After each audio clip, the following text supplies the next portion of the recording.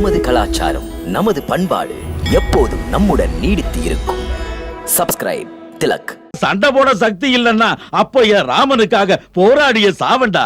என் ராம மேல ஆணையா நான் சொல்றேன், பரதராசா வந்த வழிய திரும்பி போக வைக்கிற. போங்க, முரசு கொட்ட சொல்லுங்க.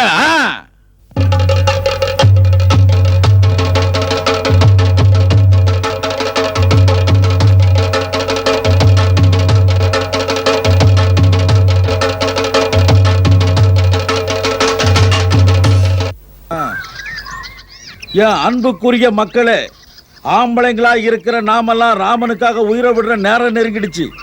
என்னன்னு சொல்லிட்டா, நம்ம பிரபு ஆட்சியே வேண்டாம், இந்தாங்கடான்னு பரதராசாவுக்கே தானம் கொடுத்துட்டாரு. பதவி கிடைச்ச ராசா பரதரு இப்ப பெரிய யானை குதிரையோட வந்து மிரட்டுறாரு. நம்ம ஸ்ரீராமரையும் தம்பி லட்சுமணரையும் பிடிக்க இப்ப காட்டுக்கே புறப்பட்டு வந்துட்டாரு. அவருக்கு ஆட்சி இருக்கலாம், ஆளை இருக்கலாம், குதிரை இருக்கலாம், ஆளுங்க படையும் இருக்கலாம். ஸ்ரீராமன் பேரை சொன்னா உயிரையே கொடுக்கிற நம்ம போல ஆளுங்க மட்டும் இருக்க மாட்டாங்க. நம்ம வில்லுக்கு அம்புக்கும் வேலை இருக்குது. நாம அச்சம் இல்லாதவங்க உயிரை கொடுக்கணுங்க. நம்ம கங்கை அம்மனை தொழுது நான் நெஞ்ச தொட்டிங்க சொல்றேன். நாம எல்லாரும் இருக்கிறவரை ராமரோட எதிரிய கங்கை கரையில வில்ல வளைச்சி திரும்பவும் அயோத்தி போக விடாம அவங்க எல்லாரையும் அடியோட அழிச்சிடுங்க. ஒரு ஆளை கூட விடாதீங்க.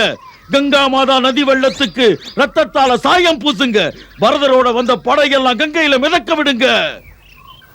வீரர்களே அஞ்சாதீங்க. யுத்தத்துக்கு போயிட்டா நம்ம குலத்துக்கே அது பெருமை. அதுவும் பிரபு ஸ்ரீராமனுக்காக சாக போறோம். அட இருந்தா ஸ்ரீராமனுக்காக வாழ்வேன், செத்து போனா நேரா சொர்க்கம் போயிடுவேன். அந்த பரத என்ன, அந்த யமன் கூட ராமனுக்கு எதுக்க வந்து நின்னா என்னடா காலான்னு கேப்ப, அடிச்சு விரட்டுவேன். யமனுக்கே நாங்க யமனாவோ ராசா, ராமருக்கு எதிரி ராசா பரதரு இங்க இருந்தாங்க போனா தானே ராசா. சத்தம் போட்டு சொல்லுங்க, ஸ்ரீ ராமச்சந்திரருக்கு, ஸ்ரீ ராமச்சந்திரருக்கு. தோழர்களே வாருங்கள், எல்லாரும் புறப்படுவோம். எல்லாரும் நில்லுங்க.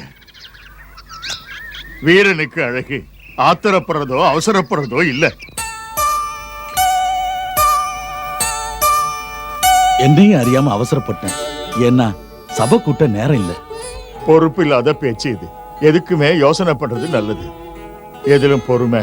உன் பேரை கெடுக்காம இருக்கு ராசா. முதல்ல பரதராசாவை பார்த்து என்னன்னு கேளு. அவர் மனசுல என்ன இருக்கு, எதுக்கு வந்தாரு, எல்லாம் தெரிஞ்சுக்கிறது நல்லது.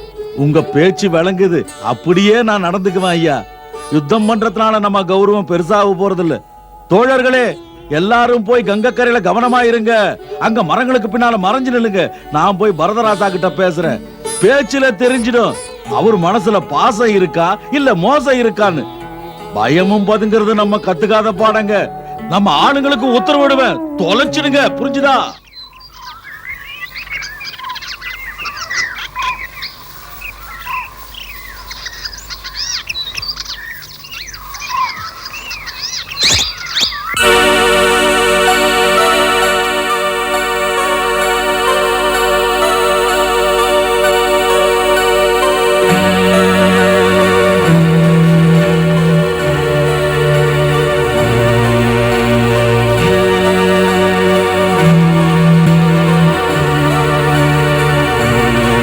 பதுங்கிறவங்க கவனமா இருங்க.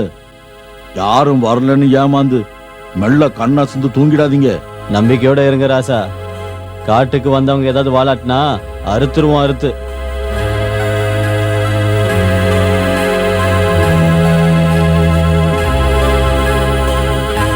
பரதா, இது சிருங்கவேலபுரம். இந்த இடத்துக்கு அரசர் வேடர் குகன். அவர் ஸ்ரீராமனுக்கு உண்மையான பக்தர். ஆனால் ஸ்ரீராமன் தன் உடன் பிறந்தானாக, தோழனாக மதிக்கிறார். என்ன, ஸ்ரீராமன் அப்படி மதிக்கிறாரா? அப்படியெனில் அவரும் எனக்கு அண்ணன் ராமரை போன்றவர். ஆரிய சுமந்திரரே, மன்னர் குகனை எனக்கு அறிமுகப்படுத்துங்கள். ராசா, பரதகுமாரருக்கு நிஷாத ராஜா குகனோட வணக்கமுங்க. ராசா கும்பிடுறேனுங்க. அதோ அவரே வந்து விட்டார்.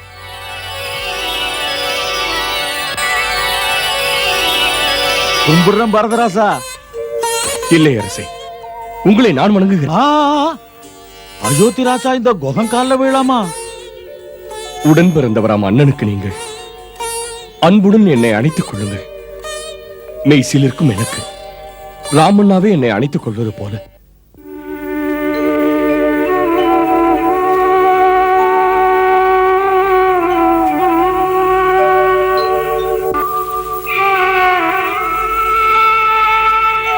தாம் ஏன் என்னை இப்படி பார்க்கிறீர்கள்? ஏன் பரதன் பாவி என்ற எண்ணம் தானே? இல்லைங்க ராசா, இல்லைங்க பரதராசா, இல்லைங்க இல்லைங்க. நான் அவசரப்பட்டுட்டேன். நான் உங்களை தப்பா நினைச்சிட்டேன் பரதராசா. என் ராமருடைய தம்பி எப்படி தப்பா நடந்துக்குவாரு? எனக்கு சின்ன புத்தி தானே, அந்த அளவுக்கு யோசனை போகல. பாலு வெள்ளையாதானே இருக்கும், அது எப்படி கருப்பாகும்? ஸ்ரீராமனுக்கு தம்பி பரதன் ஸ்ரீராமனை போலதான் இருப்பான்னு இப்பதான் தெரிஞ்சுது. என்ன மன்னிச்சிடு ராசா, என்ன மன்னிச்சிடு ராசா. ஆமா, உங்களை பார்த்தா ராமனை போலவே இருக்கு. மனதிற்குள் ராமன் இருக்கும் தங்களுக்கு எல்லாமே ராமன் தான். சத்ருகுணா, இவர் காலை தொட்டு வணங்கு. இவர் ராமண்ணாவுக்கு சகோதரர் என்றால் நமக்கும் சகோதரர். அடடே, என்னங்க இது, என்னங்க இது? வணக்கம் அமைச்சர் ஐயா. ஸ்ரீராமன் சொன்னது சரிதான். தம்பி பரதன் ரொம்ப நல்லவருன்னு சொன்னாரு தெரியுங்களா? ராமண்ணா என்னை குறித்து சொன்னாரா? ரொம்ப ரொம்ப நல்லவருன்னு சொன்னாரு. தரையில வைக்கல பரப்பி அதுல படுத்து ராத்திரி எல்லாம் உங்களை பத்தியே சொல்லிக்கிட்டு இருந்தாரு. தரையில் புல்லை பரப்பியா? பேசினாரா தூக்கம் இல்லாம? அதோ அங்க மரத்தடியில வைக்கோல குமிச்சு வச்சிருக்குல்ல, அது மேலதான் ஸ்ரீராமரு மாதா சீதா படுத்து நல்லா தூங்கினாங்க.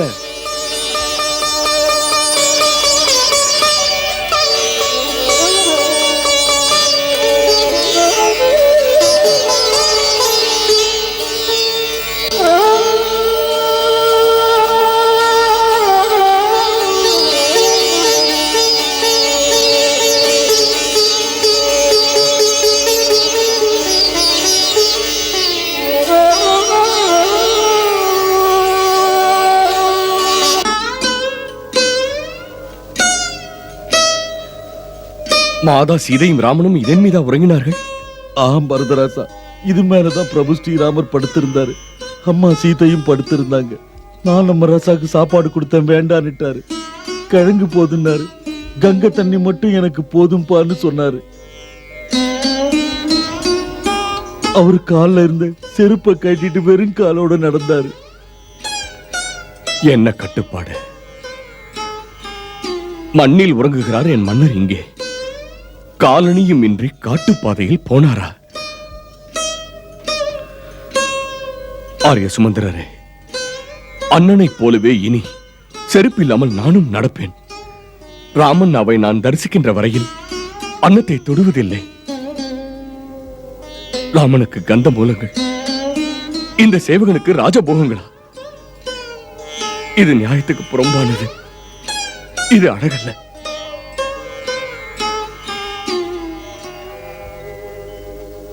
வாழ்க பரதராசா. இத்தனை சிறந்த ராம பக்தரு எனக்கு தெரிஞ்சு வேற யாருமே இல்ல. பரதனை போன்ற மகாத்மாவை குகன் ஏன் சந்தேகித்தார்? இத்தனை உத்தமரான ஒரு மனிதர் இந்த ஜகத்தின் மீது யுகத்துக்கு ஒரு முறைதான் பிறக்கிறார். அண்ணனுக்கு உரிய சாம்ராஜ்யத்தை தனக்கு வேண்டாம்னு சொல்றாரு. பரதனுக்கு ஈடே இல்லை. கைகேயி என்ற விஷப்பாம்பின் பிள்ளையாக அமுதம் போன்ற பரதன் பிறந்திருக்கிறான். கைகேயி ராமரை தூக்கி வளர்த்தவங்க. அவங்க மனசை இப்படி ஒரு துரோகம் பண்ணணும்னா நமக்கு தெரியாத ஒரு சக்தி வேலை செய்யுது. யாருக்கு தெரியும் படைச்சவரே எந்த ஒரு பெரிய காரியத்தை நடத்த கைகேயி மனசை கலைச்சார? யாரை குறை சொல்ல? ராமனை வளர்த்த பாசமெல்லாம் நாடகங்களா? ஏமாற்றுக்காரியா கைகேயி ராணி? தன் புருஷனையே சாகடித்தாளே. மக்கள் கேட்க மறந்தாரே. அரசியல் என்பது இதுதானா? அரண்மனைக்குள்ளே சதிதானா? அப்படி இல்லை என்பதை காட்டுகிறார் பரதன். கங்கை கரையில் காலணியின்றியே பரதன் செல்கின்றான் ஒரு பரதேசி போலே. தசரத மைந்தனின் தியாகத்தை பாரீரே, பதவியை உதறிய பண்பினை கேளீரே. அண்ணனுக்காகவே உலகையே தந்தானே அன்பெனும் சொல்லுக்கு பொருளே இவன்தானே. விதிப்படி நடந்திருக்கிறது. அதில் உன் குற்றம் எதுவும் இல்லை. அம்பை நோவது அறியாமை. உன் மனதை நீ புண்படுத்திக் கொள்ள வேண்டாம். முறைகேடுகள் என் பொருட்டாக நடந்துவிட்டது. குற்ற உணர்வு என்னை கொன்று கொண்டிருக்கிறது. முனிவரே, அயோத்தியின் ராஜ மாளிகையில் இப்படி விபரீதம் இதுவரை நடந்ததே இல்லை. விபரீதம் என்பது இடம் பொருள் பார்த்து கொண்டு வருவதில்லை பரதா. விதி நமக்கு வைக்கும் பரீட்சைதான் பரதா. நீயும் ராமனும் செய்த தியாகமானது ரகுகுல வரலாற்று பொன்னேட்டில் பொறிக்கப்படப் போகிறது. பரத்வாஜ மாமுனிவரே, தாங்கள் என்னை வாழ்த்தி அனுப்புங்கள். அண்ணன் ராமன் என் விருப்பத்தை ஏற்க வேண்டும். என் மீதுள்ள களங்கம் நீங்க வேண்டும். சந்தேகம் எதற்கு பரதா? எது ஒன்று நடந்தாலும் அதிலே ஒரு நல்லதும் இருக்கும். சதானந்தா, போய்ப்பார் வசிஷ்ட முனிவரின் பூஜை முடிந்து விட்டதா என்று. நான் அவரை தரிசிக்கப் போக வேண்டும்.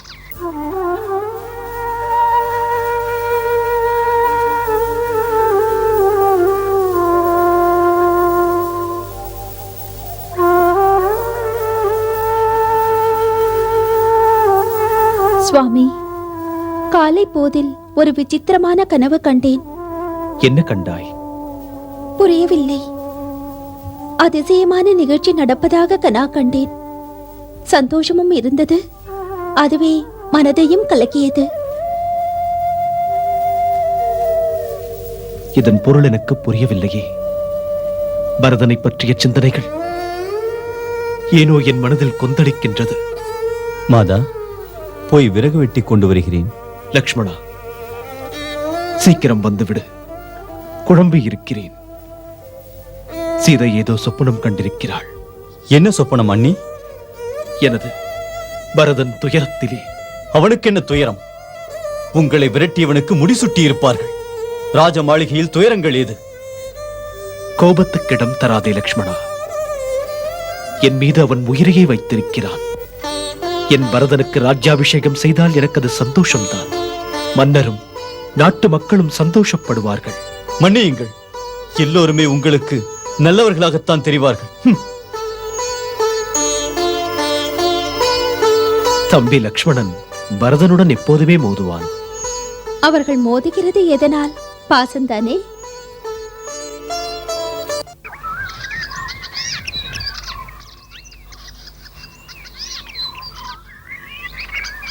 என்ன, இதுதான் அந்த இடமா? ஆமாங்க. அண்ணன் ராமனின் குடிலேயே. அந்த கவலை உங்களுக்கு ஏன் இப்போ? நம்ம ஆளு போயிருக்கான்.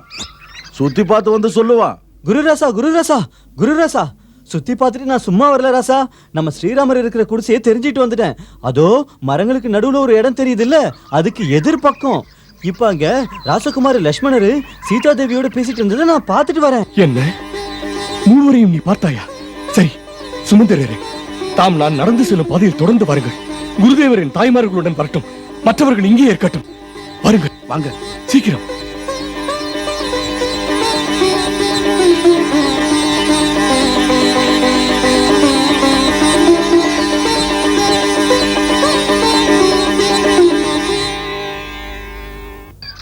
அண்ணா, அண்ணா, அண்ணா, அண்ணா. என்ன விஷயம் லக்ஷ்மணா? வேற என்ன, வேலை வந்து விட்டது. என் வில்லுக்கும் அம்புக்கும் இன்று சரியான விருந்துக்கு சமயம் வந்து விட்டது.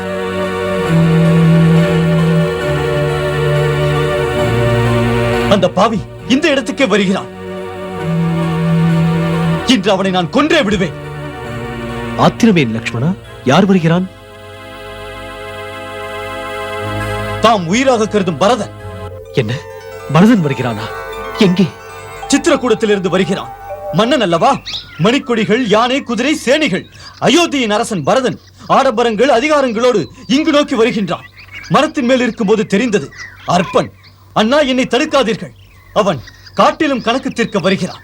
யானைப்படை, குதிரைப்படை எதற்காக? எதற்காக அண்ணா? அவன் முழு படைகளையும் காட்டி ஆளை மிரட்ட வருகிறான். என்ன பேசுகிறாய்? யாரை மிரட்ட? உங்களை மிரட்ட வருகிறான் பரதன். ஆட்சி பெற்றான். அது மட்டும் அவனுக்கு போதவில்லை. தன் படையுடன் வந்து மிரட்டுவான். அந்த அற்பன் குறிவைத்திருப்பது ஸ்ரீராமனுக்கு. ஸ்ரீராமன் பொறுத்துக்கொள் என்பார். நானும் உங்கள் பேச்சை கேட்டு அவனை விட்டால் உங்களையே தாக்குவான். போதும், ஓய்ந்திருக்க நேரமில்லை. ஒரு கொள்கைக்காக ஊரை விட்டு வந்து இங்கே ஒதுங்கி வாழ்கிறோம். வாழ்க்கையில் துறவு பூண்டோம், வலிமைக்கு துறவு பூணவில்லை. லக்ஷ்மணன் உறங்கவில்லை, அவன் வில்லும் அம்பும் உறங்கவில்லை. வில்லெடுக்கும் நேரமாயுது லக்ஷ்மணா. பரதனின் மனம் பாவ வழிகளில் போகாது. ஏன் ஏன் பாவ வழிகளில் போகாது? அவனை பெற்ற தாயே ஒரு குள்ளநரி. குள்ளநரி பெற்ற பிள்ளை குணவானாகி விடுவானா?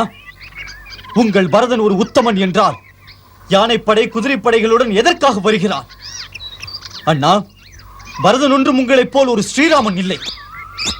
அவன் ஆட்சி பீடத்தில் அமர்ந்த பிறகு அதிகாரம் மமதை இருக்கக்கூடாது. அண்ணா, மானிடர் என்ன, அந்த சொர்க்கத்து இந்திரனுமே அகம்பாவத்தால் பதவி இழந்து ஒதுங்கி வாழ்ந்ததை மறக்க கூடாது. தாயின் சதியால் ஆட்சி அடைந்து பரதன் துள்ளிக் கொண்டிருக்கிறான். அவன் தாம் இருக்கின்ற இடத்தை எப்படியோ கண்டுபிடித்து தம்மை கொல்ல வருகிறான். அண்ணா, இல்லை லக்ஷ்மணா, இல்லை. நான் சபதமிடுகிறேன் ராமண்ணா, நான் அவனை விடமாட்டேன். உங்கள் திருவடிகள் மீது ஆணை. லக்ஷ்மணன் சத்திரிய குலத்தில் பிறந்தது உண்மை என்றால் வில் மீது ஆணை வைத்து நாசமனம் கொண்ட பரதன் கதையை முடித்து விடுவேன். உங்களின் ஒரு பானம் அண்டங்களை தூள் தூளாக்குவது போல் லக்ஷ்மணனின் வில் பரதனின் சேனைகளை நாசப்படுத்த போகிறது. லக்ஷ்மணனின் வில்லுக்கு அத்தனை அபாரமான சக்தி உண்டு. அண்ணா, ஆண்டவன் சிவபெருமானை வந்து தடுத்தாலும் இந்த தர்ம போர் நடக்கத்தான் போகிறது. என்னை நீங்கள் தடுக்காதீர்கள். லக்ஷ்மணா,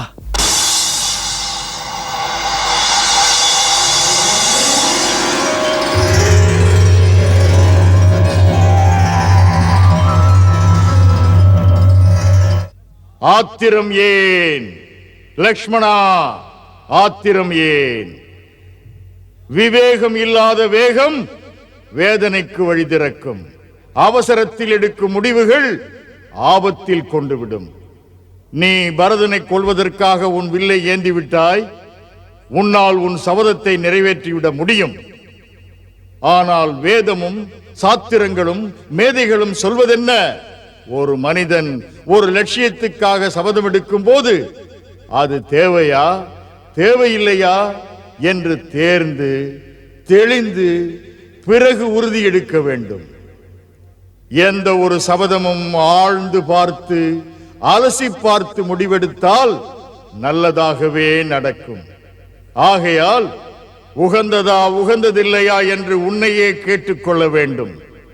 ஆத்திரம் அழிவுக்கு தாய், அவசரம் அவமானத்துக்கு தாய். பொதுவாக மனிதனுக்கு கோபத்தால் லாபம் கிடைப்பதில்லை, ஆத்திரத்தால் அமைதி கிடைப்பதில்லை.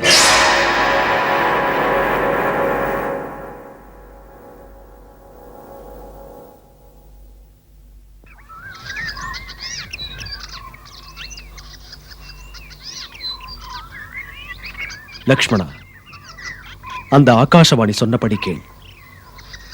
உணர்ச்சி வசப்படுவது பண்பை கெடுத்துவிடும் என்பதை இப்போதாவது புரிந்து கொண்டால் நமக்குத்தான் நல்லது.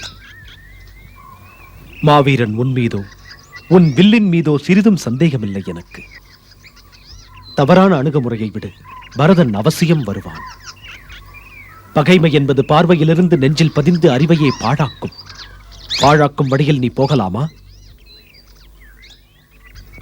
படையோடு பரதனை பார்த்த பிறகுதானே சொன்னேன். உங்களுக்கு ஏன் சந்தேகங்கள்? அவ்வப்போது கண்ணால் பார்ப்பது கூட நிஜங்களாவதில்லை. நேரடியாக நீ பார்த்தது நிஜங்களின் மறுபக்கம்தான். இந்திரன் போன்ற தேவர்களும் தவறுவார்கள். பரதன் என் பரதன் எண்ணங்கள் தவறாகவே போகாது. வெளிப்பார்வைக்கு அவன் ஒரு மனிதன், பக்குவத்தில் அவன் ஒரு மகான். ஒரு மழைத்துளி நீரை எடுத்து பருக கங்கை நதிக்கு தாகம் எடுக்குமா? அதைப்போல் அயோத்தி என்ன? மூவுலக ஆட்சியும் பரதனுக்கு தந்தாலும் தம்பி அவன் அதை ஏற்க மறுத்து விடுவான். தாம் பாசத்தில் பேசுகிறீர்கள். அந்த பரதனுக்காக ஆட்சியை துறந்தீர்கள். அன்று மக்கள் தமக்காக அழுதார்கள். தாம் ஒரு ஜாடை காட்டி இருந்தால் அன்று மக்களுக்கு மன்னர் அடங்கி கதையே வேறு விதமாக இருக்கும். அந்த மக்களின் பலத்திலே நம் தந்தை வாக்கை பொய்யாக்கி இருக்க வேண்டுமா? மகன் தந்தை காற்றும் கடன் பெற்ற தந்தையின் மானத்தை வாங்குவதல்ல.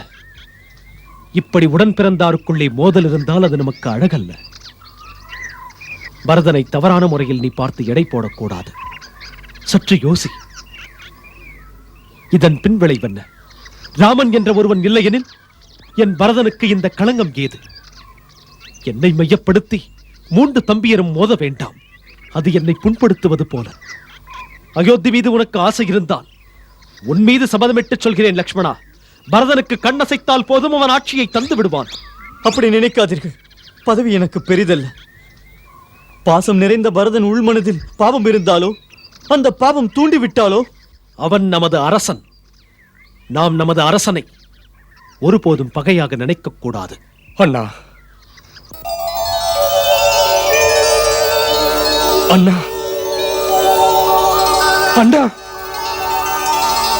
அடைக்கலம் தேடி வந்திருக்கிறேன் அண்ணா, அடைக்கலம் தேடி வந்திருக்கிறேன்.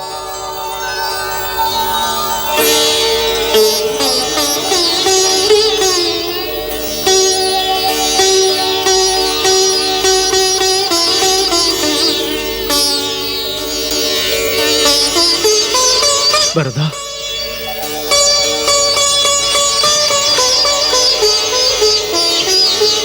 பரதா, பரதா, பிரிய பரதா. மங்களம் தருபவள் மாதா சீதை, மன்னவன் ராமனின் அன்பு கோதை.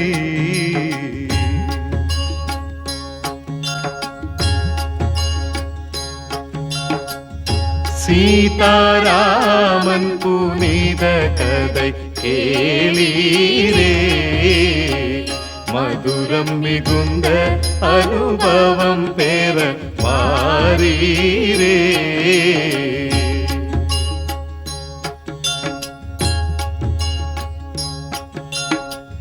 கருத்துகள் நிறைந்திடும் காவியம் காணீரே, கடமை பண்பின் உயர்வினை